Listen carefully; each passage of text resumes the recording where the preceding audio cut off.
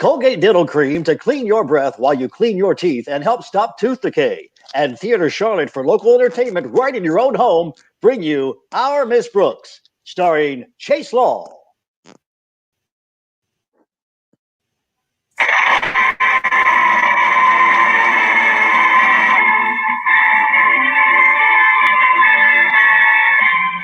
Well, many of us like to share Easter breakfast with our friends. Our Miss Brooks, who teaches English at Madison High School, looked forward all week to sharing hers with several of her students and some of the faculty. Some of the faculty being biology teacher Philip Boynton. Yes, Mr. Boynton is enough of the faculty for me. At least I hope he's for me. I know I'm for him. So much for the world of sports. Saturday afternoon found me making arrangements for the big day in my landlady's kitchen. You certainly look domestic, bustling around that stove, Connie. Tell me, what was it you just popped into that pot of boiling water? My thumb, Mrs. Davis. Oh, you mean the white thing. That was an egg. They've got to get nice and hard before we can dye them. By the way, I saw Harriet Conklin helping you with our Easter baskets before. Where did our beloved principal's daughter disappear to? I sent her to the grocery store for some more eggs and some dye. We were running short. Harriet is certainly a sweet little girl. Yes, she is. Just goes to show you how little there is to heredity. Let's see those Easter baskets again. Plenty of straw, jelly beans, little yellow chicks. There's just one more thing I'd like to see in each one. What's that, Connie? A chocolate bunny with a $1,000 bill in his mouth. Oh, I'm afraid that's asking a little too much. All right, then. I'll settle for a wax bunny. I'm back. Hi, Miss Brooks. Hi, Miss Davis. Hello, Harriet. Did you get the stuff? Yes, ma'am. Here's the dye, and I got a couple dozen eggs. Good. Let's put some more of these in the boiling water. Oh, I'll do it. What's the schedule for tomorrow, Miss Brooks? When do you want us to come for breakfast? Oh, about 10 o'clock will be fine, Harriet. Then we'll be on time for the Easter parade. I'll bet you'll look stunning, Miss Brooks. What kind of outfit are you wearing this year? Well, in some ways, it's quite similar to the outfit I wore last Easter. How do you mean, Miss Brooks? Same hat, coat, dress, and shoes. I did invest in something new, though. A Gossard narrow-line girdle. Does it really make you look narrow, Connie? Narrow? When I stand sideways, you can't see me at all. I'd like to think. Oh, that reminds me. I'd better get over to the cleaners and pick up Daddy's Easter outfit. You know how meticulous he is when he appears in public. He's not only meticulous, he's impeccable. He's not only impeccable, he's impossible. I mean, impatient. So you'd better run along, Harriet. Okay, Miss Brooks. See you tomorrow. Bye, Mrs. Davis. Goodbye, dear, and thanks for the help. Now, you'll probably want to wash up after you mix that dye, Connie. So I'll get some clean towels for the pantry sink. Thanks, Mrs. Davis. Da, da, da, da, da, da. Come in. The door's open. It is I, Miss Brooks, your own personal Easter bunny. At last. Just drop the $1,000 bills in the basket.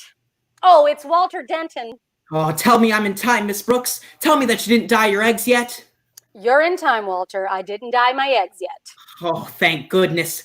Miss Brooks, just before the holidays, I hit on a new dye in the chem lab at school that's absolutely sensational. A new dye?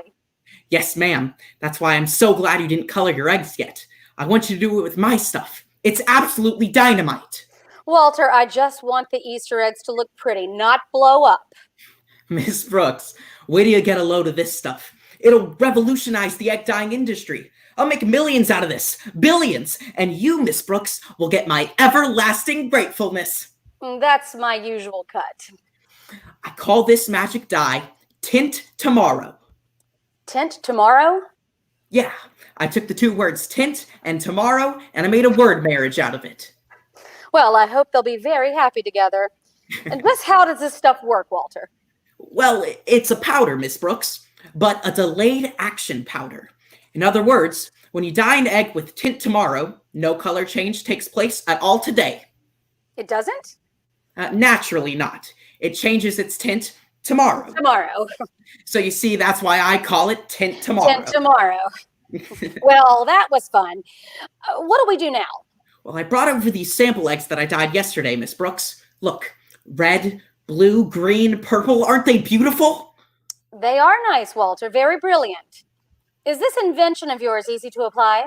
Oh, easier than that old-fashioned stuff. These 2 bags will dye 12 eggs each.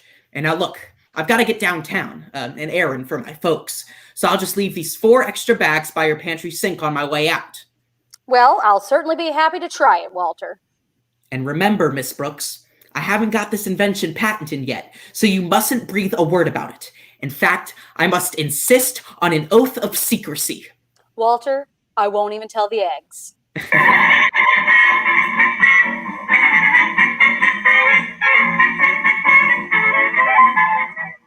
Here are the clean towels, Connie. I'd have come back sooner, but I was on the phone with Mrs. Conklin. She's got a problem, poor dear. I know, I work for him. Oh, I don't mean Mr. Conklin. She's worried about parading in the sun tomorrow morning. She says she gets a lot of freckles that way. Well, that's as good a way as any. What did you recommend? Some of this remarkable face cream I got at the beauty parlor last week. It's called Freckle Off.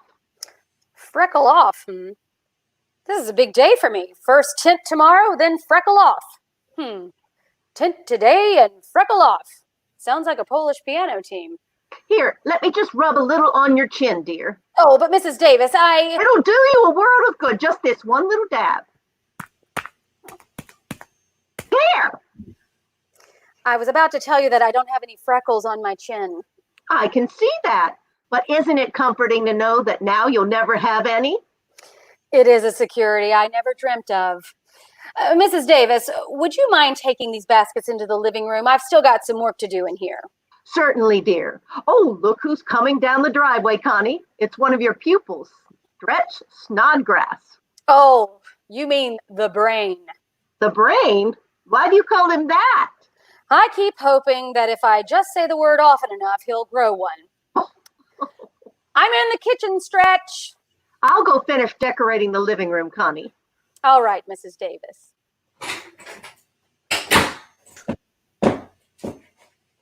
Hi, Miss Brooks. Hello, Stretch. Well, the reason I come over, Miss Brooks, is I brought you something. Stretch, you brought me something. You seen it through the window, huh? No, Stretch, I saw it through the window. Oh, then you know what it is I brang? I brang? Well, that's the past participant of has brung. Oh, I forgot. What sort of thing did you brung? A thing. Oh, let's see it. It's right in his basket, see? A rabbit. But it's a real one. Is he alive? Oh, of course not. No. I brought him over from my father's pet shop. He's been preserved. You mean you mounted it? Well, no, I rode him over on my bicycle. But Stretch, what am I supposed to do with a stuffed rabbit? Oh, well, I thought he'd make a nice centerpiece for your table tomorrow morning. Oh. If I say so myself, this is quite a good example of a text. You never can seem to get one when it's raining. Well, thanks for the rabbit, Stretch. It was very sweet of you to bring it. Before you go, what's that big smudge on your face? Oh, that's from falling off my bike, I guess. I took a shortcut through the meadow.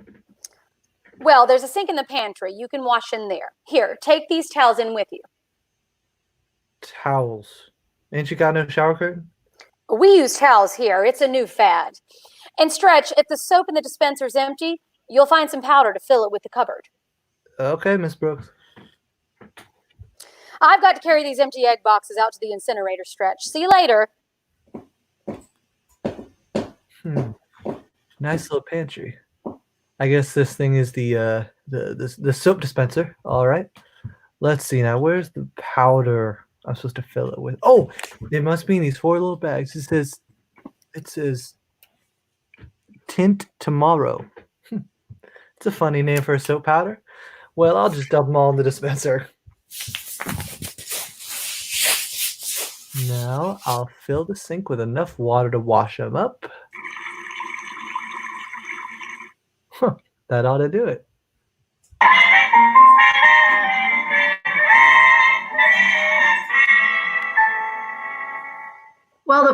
part of the house is all set, Connie. Everything back here all right? Everything but me, Mrs. Davis. I've got the strangest burning sensation around my chin. Oh, that's where I applied the freckle off. It says on the bottle that if yours is the type of skin that burns easily, you should wash the cream off with soap and water. Now she tells me. I'll use the sink in the pantry.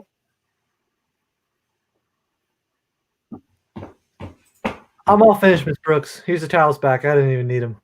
Didn't need them, but you washed, didn't you?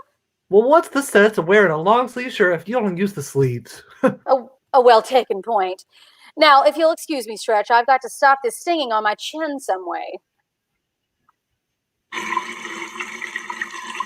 I got some sponges out by that incinerator, too. I might as well do a complete wash job. Here goes. Ya da da da da da da da da da da. Gosh, Miss Brooks, if my face was as pretty as yours, I'd never wash it. Boy, I bet you're going to be the swellest lady in the Easter parade. No, I don't care about that, Stretch. All I want to do is brighten the little corner where I am.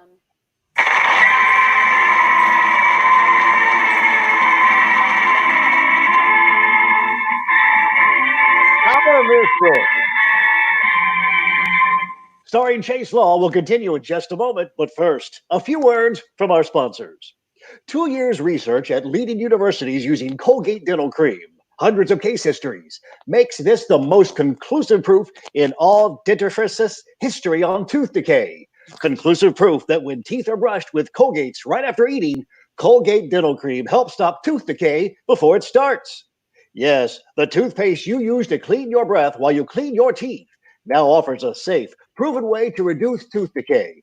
Modern science shows decay is caused by mouth acids, which are at their worst right after eating. Brushing teeth with Colgate's as directed helps remove acids before they harm enamel. Get Colgate Dental Cream today. Big economy size, only 59 cents. Always use Colgate Dental Cream to clean your breath while you clean your teeth and help stop tooth decay before it starts.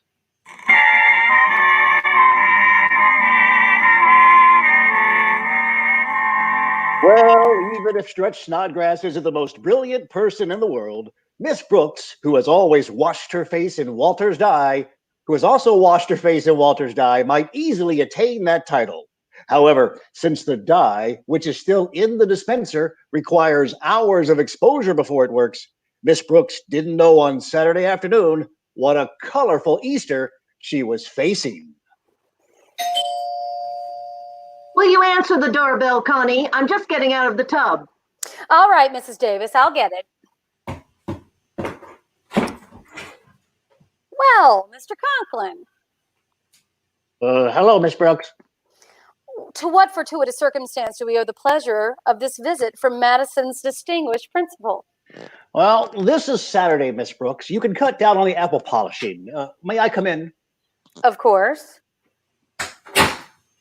Now then, as to the purpose of my visit, with your permission, I'll come right to the point. Permission granted. Thank you. As you know, the Easter parade tomorrow will be covered thoroughly by the press photographers. Yes, I know. The photographers will greet us, and we'll find ourselves in the rotogravure. Very catchy. Look, in the past, I've always been quite careful about which profile to present to the camera when I'm having my picture taken. But in the parade, one never knows on which side a photographer will pop up. And when they look you over, you will be in clover. Oh, stop that. The reason I'm here, Miss Brooks, is because of this large, ugly freckle on my right cheek. I've always resented this freckle, Miss Brooks. It's the only blemish on an otherwise perfectly chiseled set of features. Oh, you shouldn't be so self-conscious about it, Mr. Conklin. I've never thought that it was a large, ugly freckle. I always thought it was a dimple. A dimple? Oh, well, I mean, Yes, indeed. Many's the time I've looked at you and thought, what a large, ugly dimple. Such honesty deserves a reward, and I'll see that you get in the school weeks to follow. Right now, I'd like to inquire about a cosmetic that my wife mentioned. She said Mrs. Davis told her about it. It's called Freckle Off, I believe. Oh, yes, that's it, Mr. Conklin. But sometimes it... Say, that would just be the thing for you. Well, dear, I finished in the... Oh, hello, Osgood. Hello, Margaret. Mr. Conklin was wondering if he could borrow some of your freckle-off cream, Mrs. Davis. What for? For his freckle. What freckle? This large, ugly freckle beneath my right ear. Oh, that. I always thought that was a beauty mark. A beauty mark? Well, Yes, many's the time I've thought to myself, what a large, ugly beauty mark. But I've got a jar of the cream right here on this table, Osgood. You're welcome to try it. Here, let me dab it on for you, Mr. Conklin. There we are. Say, this stuff burns. Ouch. Oh, it's hot. It's hot. Well, you wanted to remove the freckle, don't you? Yes, but I'd like to leave the face. Why? I mean, if it burns too badly, you can just wash it off with soap and water. Just follow me, Mr. Conklin. Oh, well, hurry up. This is awful. There's a sink right out here in the pantry. I'll fill the basin for you. You'll find the soap in the dispenser above the sink. Yeah. Oh, excuse me, Mr. Conklin. There's somebody at the front door. Oh, hello, Miss Brooks. My car broke down a few blocks from here. I wonder if I could use your phone to call the garage. Of course, Mr. Boynton. Come in. I was driving along, not a care in the world, when suddenly the transmission, the crankcase, and the drive shaft just fell out. Oh, anything serious? I'll say it is. The car won't go and until they do. I'll be running along now, Miss Brooks. Hello, Boynton. Hello, Mr. Conklin. What brings you to this part of the town? Oh, it's a long and harrowing tale, Boynton. But briefly, your friend Miss Brooks almost burned half of my face off with some alleged freckle remover. What did you want with that freckle remover, Mr. Conklin? Well, I thought it could remove this large, ugly freckle beneath my right ear. You're right. Well, I always thought that was just a mole. A mole? Yes, sir. Many's the time I've thought to myself, what a large, ugly... Oh, be quiet. Good day to you both. Miss Brooks, before I use the phone, I'd like to wash some of the grease off my hands and face. I got pretty dirty tinkering around with the car. Why, I didn't even notice it, Mr. Boynton. But if you'll just follow me, you can use the sink in our pantry. There's plenty of soap in that dispenser between the taps. Just help yourself. Thanks.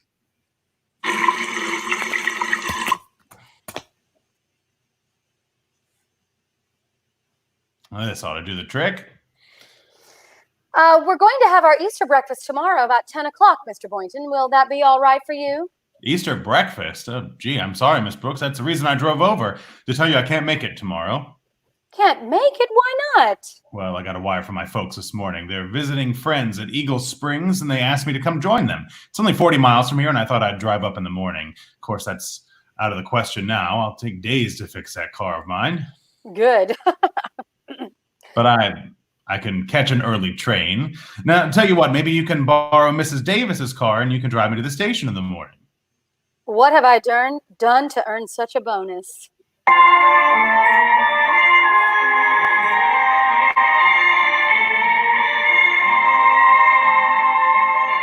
For those of us who arose on time, the Easter Sunday sunrise was an awe-inspiring sight. And in Walter Denton's house, where his pal Stretch Snodgrass has had permission to spend the night, is another awe-inspiring sight. Stretch Snodgrass. Walter. Hey, Walter, are you up? Yeah, I'm up. Let's just get dressed and... Oh! What's wrong with you? Oh, well, nothing's wrong with me. It's you. Your face looks like an Easter egg. Easter egg? What makes you say a thing like that? Because you're all purple. Your whole face. What's so funny? Maybe I got high blood pressure. Looks more like you used some of that delayed action dye of mine. Dye? Yeah, I've been keeping it a secret. I call it Tint-Tomorrow because the color doesn't show up until the next day. Tint-Tomorrow? I thought that was soap powder. I filled the dispenser at Mrs. Davis's with it. Yeah, well... What? Oh gosh, I'd better get over there and warn Mrs. Davis before anybody else uses it. Whoa, wait a minute. What about me? How do I get this purple stuff off? No, quit worrying. I'll invent some way to get rid of it. And even if I don't... Yeah? I can always dye you another color.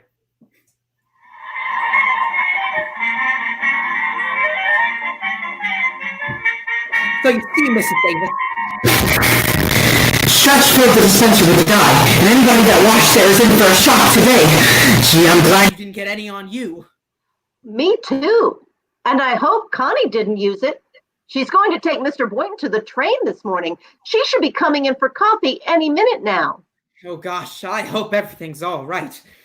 I can't imagine that anything would happen to her. I just got time for a quick cup of coffee. Oh, hello, Walter. Hello, Miss... Oh!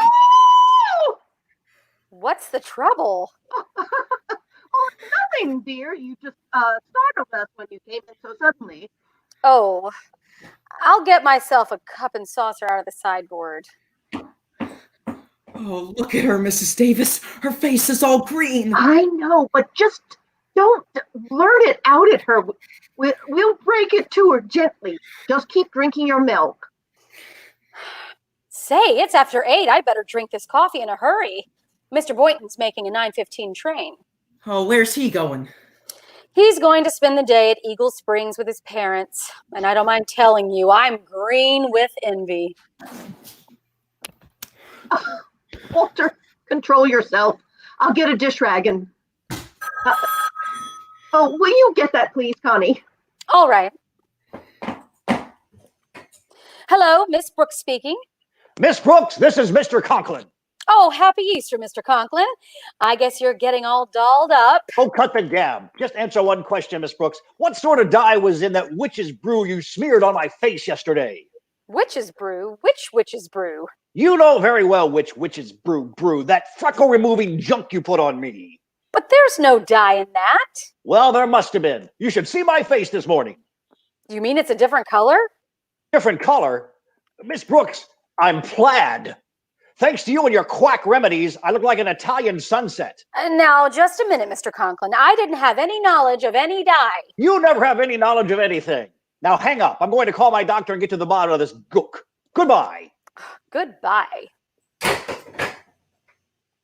Well, what do you know about that, Walter? Mr. Conklin's face turned all colors of the rainbow. Oh, well, excuse me, Mrs. Brooks. I must have been thinking of something quite comical. I'd better join Mrs. Davis in the dish rag in the kitchen. Oh, Mrs. Davis. That was Mr. Conklin on the phone. He had just turned plaid.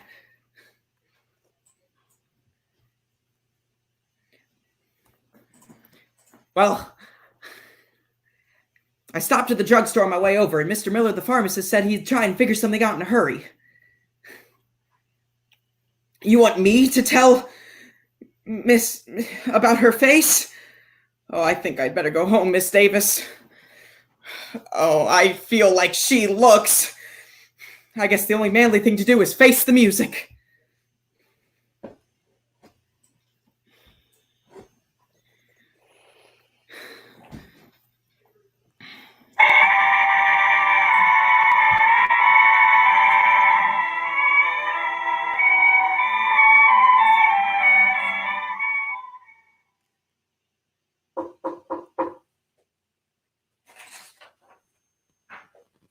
Coming. Good morning, Mr. Oh! Ah! Mr. Boynton, what happened to your face? It's blue. Yes, isn't it awful? I noticed it when I went to shave this morning. When did you notice your face was green? Huh? Well, now it's been a really bad shade of green. I have to...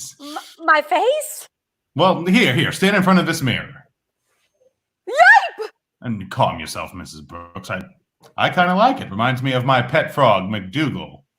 Thanks a million. How did this get on me? Well, Walter Denton phoned me a few minutes ago and explained the whole thing. His pal Stretch put some of Walter's delayed dye into the soap dispenser in your pantry yesterday. You mean the Tint-Tomorrow really worked? I'll say it did. It won't come off with soap and water or even turpentine. I've tried several times. Wait till I get a hold of that Stretch Snodgrass. I'm in a worse spot than you are, Miss Brooks. I've had to cancel my trip to Eagle Springs. Good old Stretch Snodgrass. But if you're not going away today, how about coming over to my place? Oh, no, I wouldn't budge out of this apartment with his blue face, Miss Brooks. No, I'm just going to have to stay until it fades. I I guess it's an imposition to ask, but well, I thought maybe I could fix up a little lunch here and play some records to dance to, and well, if it isn't asking too much, would you care to stay here and keep me company? I'll force myself. Good. I'll go in the kitchen and get to see about some rustling up some grub. Just make yourself comfortable. Oh, don't worry about me, green face, blue face. I'm green face. I'll be fine. I'll get it. Oh, don't slap me, Miss Brooks. Everything's gonna be fine. You're so right, Walter. Goodbye. Oh, no, wait. Mr. Boynton told me on the phone about canceling his trip, but now he won't have to. Not so loud. What do you mean, Walter? Well, Mr. Miller, the pharmacist, came up with these pills. You just dissolve them in warm water and it washes the dye off like magic. Oh, it does it? Hand them over, Walter. I'll take them in. Okay, Miss Brooks. I'm sorry for what Stretch did. Well, I'll imagine I'll see you later on. Far be it from me to knock a boy's imagination. Goodbye, Walter. I'm just putting on a timely recording, Miss Brooks.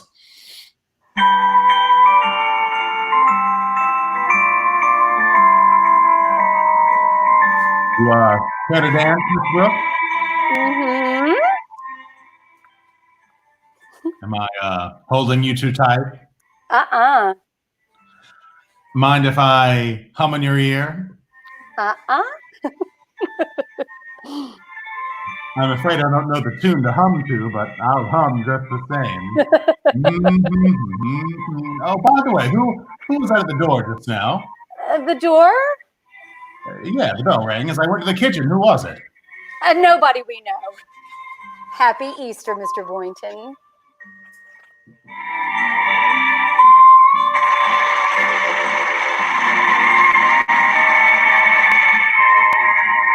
Our Miss Brooks, starring Chase Law, is produced by Julius Arthur Leonard. Written by Al Lewis with Lester White and Joe Quillian. Mr. Boynton was played by Johnny Hohenstein. Others in tonight's cast were Ann Lambert, Rayna Allen, Will Taylor, Aidan Healy, and Mr. Conklin was played by me, Geof Knight. Don't forget Theater Charlotte's full complement of online programming. Each Sunday night at 7, we bring you an in-depth look at Quarantine the Musical on TC at Home. Tuesdays at 4 p.m., we offer our TC Teachables for online classes in the theater arts. And join us for classic radio comedies and dramas performed live every Wednesday at 7:30 p.m. on Theater Charlotte's Isolation Radio Hour. Be sure to tune in live this Saturday from 7 until 11 p.m. for Theater Charlotte's Virtual Nights for Singing, featuring performances from some of our favorite performers. Help us reach our goal of raising $10,000 to support Theater Charlotte. And now, stay tuned for Lights Out, presented without interruption.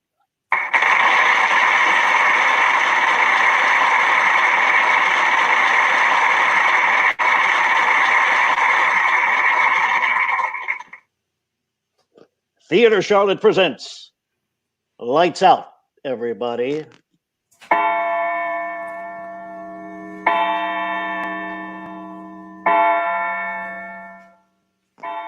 It is later than you think.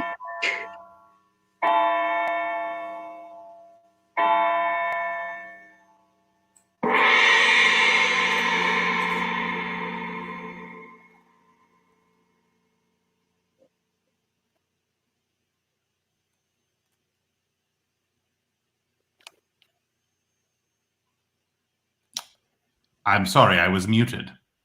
And furthermore, if I might speak frankly, my dear Diane, the basic thing wrong with the woman is her nose. Let's cut it off. Russell Adams. There's the matter of her ears. Look at them. Well? They're too obvious. Cut them off, too. No nose, no ears. A fine art critic you turned out to be. Oh, is this a thing of art? Russ Adams, I hate you. Can't take it, eh? I think it's the best piece of sculpture I've ever done. Egomaniac. Will you go away? Not until I tell my wife how much I adore her. How about stopping the artistic endeavors for the night and romancing with the old man? Any night. Come on, out on the veranda. There's a moon out here that... Spoken as Professor Russell J. Adams, instructor of astronomy at our beloved State College. I don't know much about astrology, but I don't know a single scientific fact about this moon. It's a special satellite built entirely for romance. Then it's a date.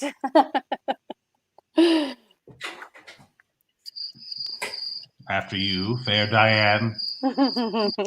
Why do you laugh? Just thinking it's a good thing we haven't any neighbors or they think we were honeymooning. 10 years and 2 more weeks. Sweet. Why? For remembering.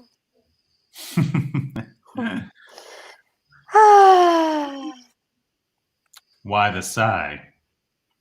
Oh, it's such a lovely night. Yes, you're very lovely with the moonlight in your hair.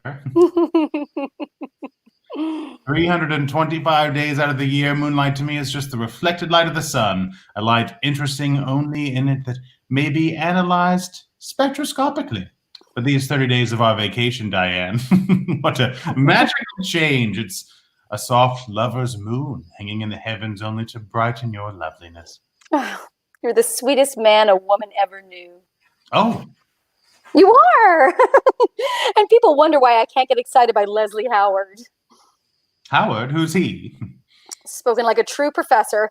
He's a motion picture star, an absolute paragon of romance. Perhaps I shouldn't neglect my movie-going so much. I mean, with such paragons to teach, one... Oh, you do all right. Oh, Russell! What's the matter? I saw the brightest shooting star. Is that all? The way you gasped, I thought you saw the angel of death himself galloping over those meadows. There's another one. Look, Russell. My dear, for 11 months out of the year, the heavens have my full and undivided attention. But during this blessed month, let the heavens fall. I can't be bothered. I never saw such bright shooting stars. Yes, another thing, my dear, as the wife of an accredited professor in astrology, as you call it, I think it no more fitting that you give the phenomenon you just observed its proper name, namely the fall of a meteor. There's another one, and another. Oh, Russ, how bright and beautiful. They travel at such a tremendous rate. The friction of our atmosphere burns them in a fiery vapor. Oh, Russ, there's more of them. Look, one after the other. I've never seen so many shooting stars. Uh-huh. I mean, so many meteors in all my life. Oh, that's why you wanted me out here. You knew about this meteor shower, didn't you? It's one of the heaven's free spectacles in this constellation every 3 years, and this happens to be the 3rd year. Watch the sector over the sky, over there just to the right of Sirius, and you'll see the major display every few minutes for about 3 hours. There, they're starting again. Oh, Russell, how beautiful. And how frightening. Why frightening? Those great masses of stone and iron coming from who knows where in interstellar space, traveling millions and millions of miles, then going up in such glorious flame that just as they reach the end of their journey. Not all goes to flame. Hundreds of them strike the Earth each year. Oh, Russell, there's no danger? No. The probabilities of being struck on the head by that cosmic rubbish is about 1,000 times more remote than winning a sweepstakes without buying a ticket. Oh, Russ, that one, the brightest of all. It's not the bright ones that reach us. Their very brightness signifies that the rush of air is cremating them. It's the dull, dark ones, the huge masses, which finally reach us. That is to say, their mass is so great that our blanket of air has an opportunity to burn off only part of their bulk before their journey is over. Mass. Bulk. No, Russ, I'd like to think of them as great, bright messengers from other worlds. Messengers of a glory beyond our sight. Messengers of the cosmos,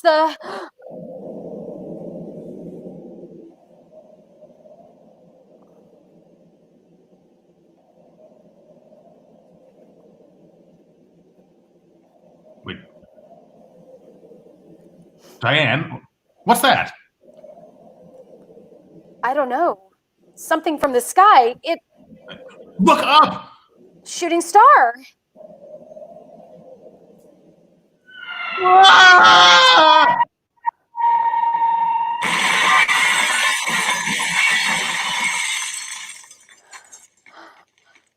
Russ, All right, dear. Everything's all right. what? How? A meteor. It must have landed out in the field there. Here, let me help you up. You all right, dearest? Yes, I'm all right. Russ, where are you going? Out there where it must have buried itself. Wait here. I'll be right back. No, I'm going with you. All right, if you want to. Diane, what experience we've had. The one chance in a million I spoke about almost occurred to us. But Russ, what is really a shooting star? That explosion, like a bombshell. Bombshell of the universe. My dear, do you realize that mass of what fell was traveling 1,800 miles a minute? It wasn't the impact as it struck the ground that made the tremendous sound. It was the displacement of air as it rushed through space like a stroke of lightning. We heard the thunder of the universe. Oh, my heart's beating so quickly. Oh, Russ, what will we find out there? Fragment of the meteorite, I hope. But it'll burn. No, all its heat will have dissipated. Then again, it may have shattered into 1,000 minute pieces. I pray to heaven that it hasn't. Russ, I'm afraid. No, the danger's all over. Up here, the moon's so bright. If any of the mass landed, I should be able to find the torn ground where it smashed through the turf. Please, Russ, let's wait until morning. No, I must find that thing at once. The moon gives plenty of light from the brightness of the flash. I'm positive the meteor landed someplace right here. I tell you, look, What? the turf all torn up. This is the place. Russell, are you mad? Get up off the ground. Right here, it must have struck a glancing blow off the brow of the ridge, and I've got it! What? A fragment of it, still warm, see? No larger than a baseball. All that was left of it. That's a meteor? A meteorite. All that's left of the meteor that burned and exploded. What a find. Drop it, Russ. Throw it away. What are you talking about? Why should I throw it away? I'm afraid of it. Afraid of a piece of iron. See, that's all it is. Come on back to the house. I want to examine it closely. What an experience this has been. Where did it come from, Russell? Who knows? The limits of the universe, for all we know. Cosmic rubbish rushing through space, burning in our air, and this little ball of metal, all that remains of it. Something that might have weighed a ton in its beginnings. Here we are. What are you going to do with it? Diane, what's the matter with you? Your face you're so white. I don't know. I'm afraid for all of us. Afraid? Good heavens, my dear. There's nothing dangerous about this. A mass of metal that's 90% iron. Why, it's as harmless as an inert piece of metal.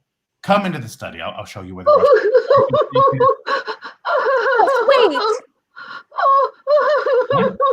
Someone's crying. Yeah. I know. Helga. Oh, Helga, you poor thing. We forgot all about you. Oh, Mrs. Adams, it was exploding. Now, everything's all right, Helga. What's going on, Diane? Poor Helga. The explosion frightened her out of her wits. Oh, Mr. Professor Adams, we die. We all die. Don't be a fool.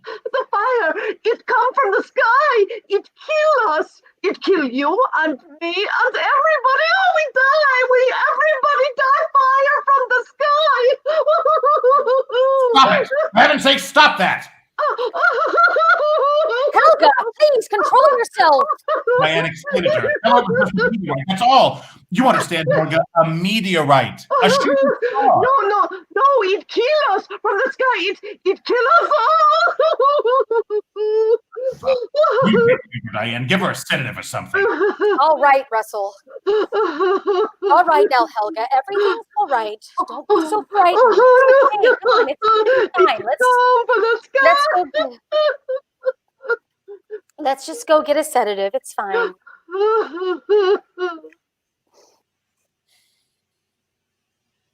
I'm going to get at this meteorite, so please quiet the dumb fool down as quickly as you can.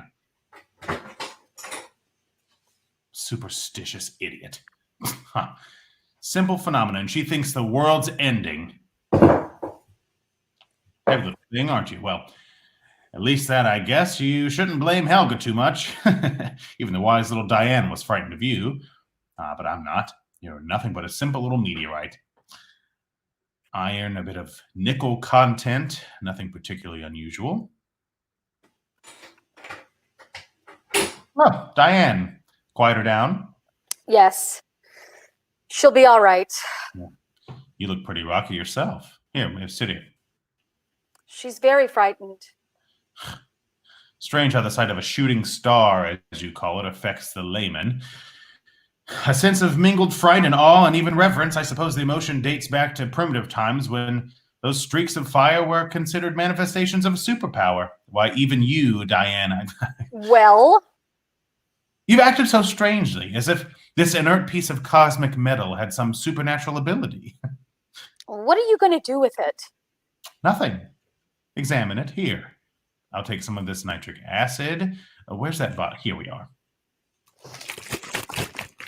Now, watch closely, and I'll show you that the stone consists of ordinary elements, iron and... Russell! What? This mark on it, how strange. Yes. Funny, I hadn't noticed it before. Circles the entire stone. Cuts it deeply. I wouldn't be surprised if that blow right here could break the stone in half. Yes, I think I'll try to do that. No, Russ, leave it alone. Good heavens, Diane, are you still in that childish frame of mind? What, you're acting like no better than that fool maid of yours. Nothing but a stone. All I'm going to do is try to break this along its fissure. Hammer in the drawer. Yeah, here it is. I doubt if the stone will break. Almost solid metal, but I'll try. What? I did it! Clean in half. Oh! What? Look what's inside. Flesh. Oh, Russ. How? A nugget of gray protoplasmic. No, it can't be. It can't. This is a meteor. It came from out there. There is no flesh. Nothing could live. Russ, look. What? It's growing. No. It's growing, I tell you, growing.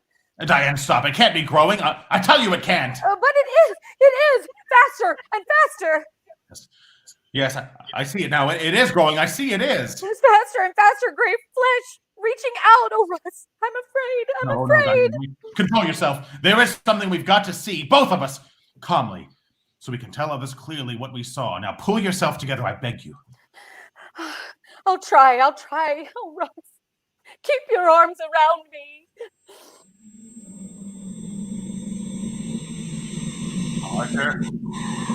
Larger. Listen to the noise as it grows. I hear. Oh, Russ, when will it stop? When? Look!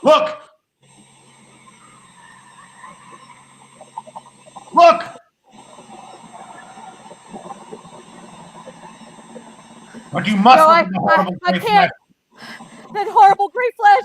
But you must look at the horrible gray flesh. Look! It's forming into something. Oh. A head. It's forming into a head. Oh, Come on, mad, drunk, insane. How can it be, Diane? Flesh in the meteor growing into a head. I see it. A head. Horrible head.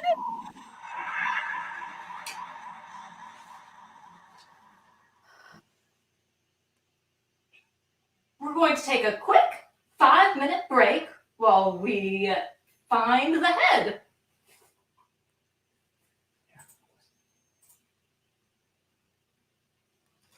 It's just me looking for the head.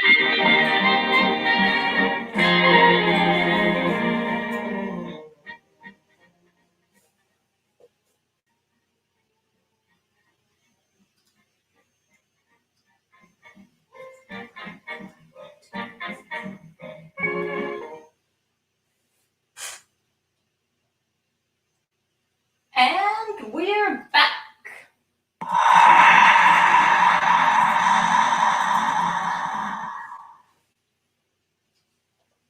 Where are we?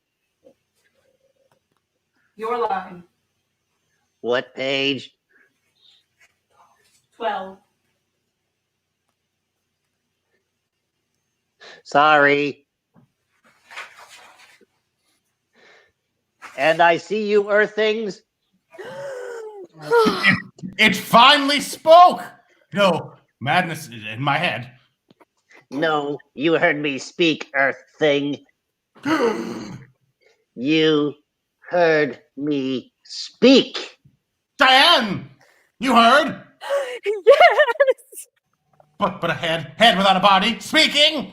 You see what I will you to see. You hear and understand me? Ha ha ha ha ha. Thick lips. Laughing. I laugh at the fear and wonder in your simple little faces. Who are you? What are you? If I told you, would your little Earth minds understand? Earth. Russ, what does it mean? What? Well, we live on Earth, Diane. You know what Earth is. Yes, but tell us, whatever you are, mad hallucination, tell us what you are. What you on Earth will soon have for masters. Oh, Russ. No, wait, Diane, I must know. You thing, what can I call you? Tell me what you mean, you masters? Surely you, simple little men, do not think that in you creation has reached the ultimate? No, I can't stand it. Gray flesh, talking. I'm getting out of here. You will stay. Russ, I can't move. Nor I. You cannot move. Who are you? Tell us, who are you? You saw how I came. A tiny bit of protoplasm in that meteorite. So I willed myself to be, to reach your Earth. You came here and that through space? Through space beyond your furthest conception, Earth thing. Many of my people have tried. I am the first to succeed. Then meteors are the means we have used to try and reach this haven of plenty. I am the first. Now there will be others. Oh, no! You're from another planet? An old world of dial-up internet, old beyond your understanding. A world grown cold in its age, empty with passing years. We must escape to a young, fertile world, this world. The world of Wi-Fi.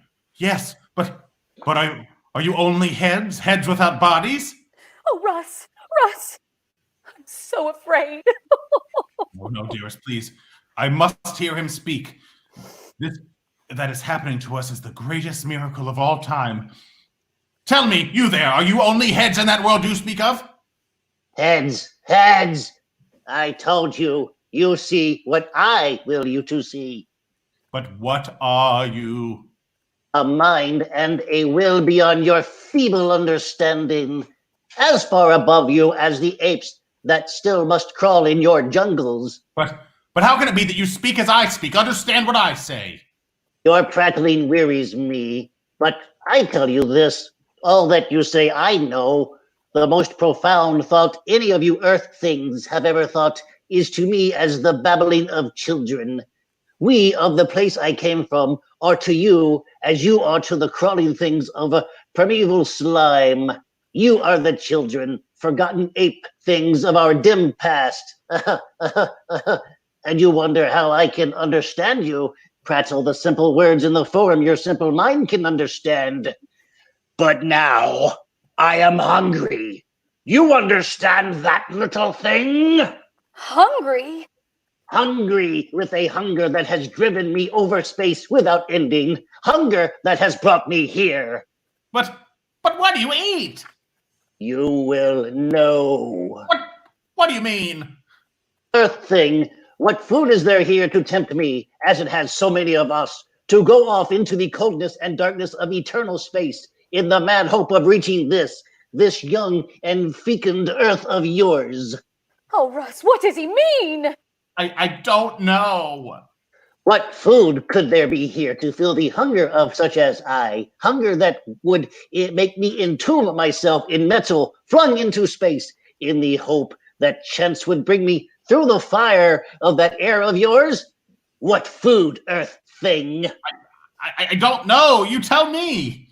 The food that lies beneath that bony skull of you and yours. What? Oh, Russ. You understand me? The food that lies inside those skulls of yours. But what food? Oh no! And why? Oh no! Earth thing. You don't mean that. I mean the thick, wet grayness of it, full of all the essence that I need to fill the hunger in me. Russell, tell me, what is he talking about? What does he want to eat? He knows. But you can't mean brains. Oh! The thick, wet grayness in your skulls. Life to us. No, not human brains. Human? You think you crawling worms are human to us? But if you men... But we are not men. You are the cattle, and we are the keepers. Oh, no. You raise the cattle for life, and we, for centuries, have raised such as you on our world for life. But now, as I told you, our world has grown too old, too slow of internet. The herds of you die, and we grow hungry for 5G. That is why I am here, because I am hungry. Oh, no! Russ, hold me tight. Here there are so many of you, and I and mine will fill ourselves on the good great thickness of life.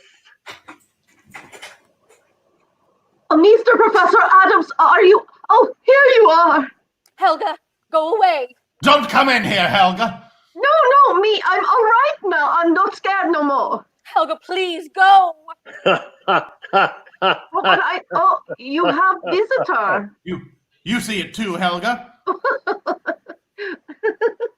Helga, you're laughing. Well, I can't help it. I always get the giggles when I see a nice-looking feller. Nice looking. Russ, what can she mean? That horrible thing. She sees what I will her to see. Come closer, Earth thing. Yeah. No, Helga, don't go near that thing. Closer, Helga. No, Helga. Stand back. She hears only me, don't you, Helga? Yeah. No, stop her, Russell, stop her. I can't. I haven't moved at all. I can't move. Closer, Helga. No. Oh, no. Closer, Helga. No, stop. Yeah.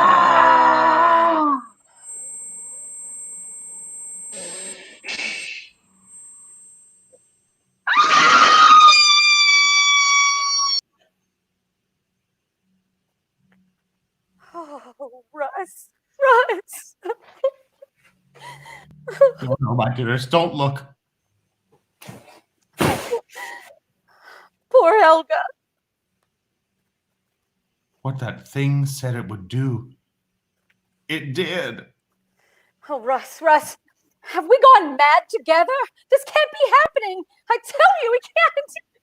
Earth woman.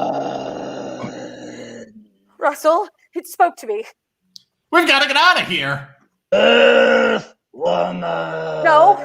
No, stop it. Don't look at me. Stop it. Come closer. No, don't listen to him, Diane. Don't. Closer. No, don't move, Diane. Stay where you are. You hear only me, Earth woman. Only you. No, Diane, don't say that. Don't look at that monster, Diane. Don't. Closer, Diane. Yes. Closer. Don't look at him. Just don't. No. Diane, stand still. Don't move toward it. Don't. Food. He wants the very brains of us. Don't. Closer! Closer! And... Closer! No, thing. Monster, not my Diane. Diane, I beg you, don't go closer to it. Closer, closer, closer, closer. If only I could move. Oh, Diane, stop. Don't move another foot, Diane. I am here. Ah! Diane!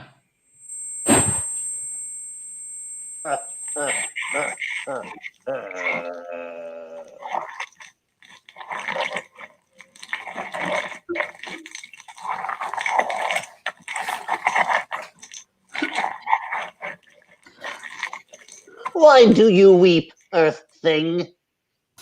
Monster, you fiend! My Diane, my darling. An empty hulk. Monster! I'll kill you. If I can only get you, if I can move. Soon you will move to me as they moved. Oh, thing out of hell, how could you do it? How could you? They knew little pain, and I have no strength. But in mercy's name. Mercy? The worm asks mercy of the bird. The bird asks mercy of the man? But human beings, my Diane! As worms are to you, you are to me. Come closer, Earth Thing, and let me tell you. No! As worms to you, men are to us. Closer, Earth Thing. I won't. No! You cannot help yourself, no more than they did. I won't move. No! The worm eats slime, and you eat flesh, and we who are the highest of creation eat the essence of it all. Gray brain cells full of strength and life. No, not me. You won't get me. Closer, closer, closer, closer. No, I won't move closer to you, thing.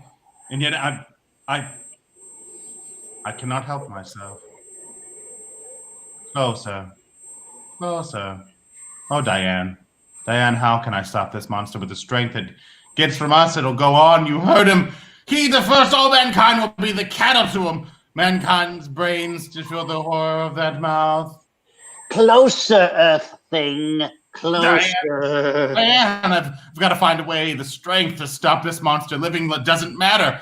Just to stop this thing from going out into the world. I've got to find a way. The bottle. Nitric acid, the bottle. Closer. Gotta get the strength to close my hand on it. The bottle, the acid. Oh, Diane. Dad, help me. I've got to save the earth. The bottle. Oh, got it. Closer, Earth Thing. Close to me. Yes, close to you. Take this.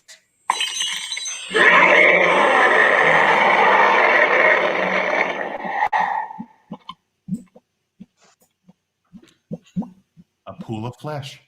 Thick, viscous flesh, that's all. Oh, Diane. I killed the thing. I killed it.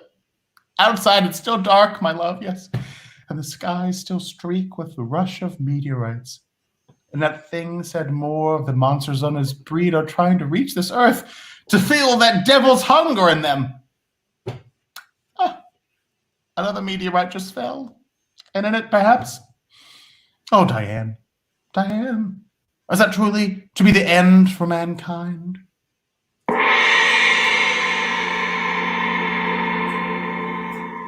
Lights Out, written especially for radio by Arch Oboler. Presented to you by Theater Charlotte.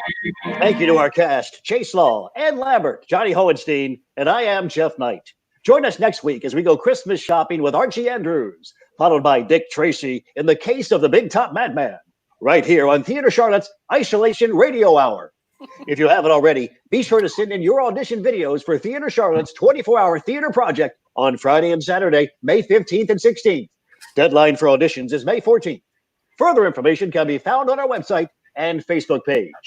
And don't forget to join us this Saturday for Theater Charlotte's virtual Nights for Singing, with special performances by Renee Rapp, Joe McCourt, Abby Corrigan, Will Branner, and many other of our favorite Theater Charlotte stars, many who are appearing on Broadway and in national tours and on online broadcasts like this one. Tune in and help us reach our goal of raising $10,000 for Theater Charlotte. On behalf of Theater Charlotte, good night.